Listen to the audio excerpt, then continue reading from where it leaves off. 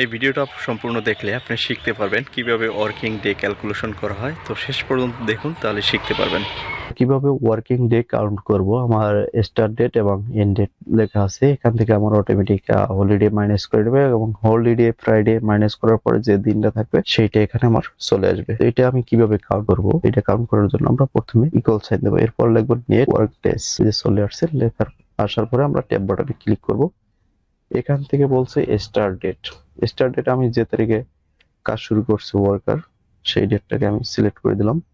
এরপর হচ্ছে and date, ঠিক সেম ভাবে আমি এন্ড ডেটটাকে সিলেক্ট করে দিলাম। সিলেক্ট করার পরে আমার এখানে বলছে হলিডে, হলিডে আমি লিস্টটাকে সিলেক্ট করে দেবো। হলিডে লিস্ট সিলেক্ট করার পরে F4 দিয়ে লক করে দেবো। লক করার পরে ফার্স্ট ব্র্যাকেট দেবো, এন্টার। দেখুন আমার ওয়ার্কিং ডে চলে আসছে। আমি এখানে জাস্ট ড্র্যাগ করে দেবো। এই যে ছোট্ট কাজ, ফর্মুলাটা খুবই সহজ এবং শুধুমাত্র ফর্মুলাটা মনে রাখলেই হবে। এখানে যে কন্ডিশন গুলো আছে এগুলো কিন্তু আপনাকে অটোমেটিক বলে দিচ্ছে, start date, end date, holiday. এটা দেখে আপনি বুঝতে পারবেন। তো ভালো লাগলে ভিডিওটা শেয়ার করে রাখতে পারেন, যেন অন্য কেউ শিখতে পারে। আজকে পর্যন্ত সবাই ভালো থাকবেন। আসসালামু আলাইকুম।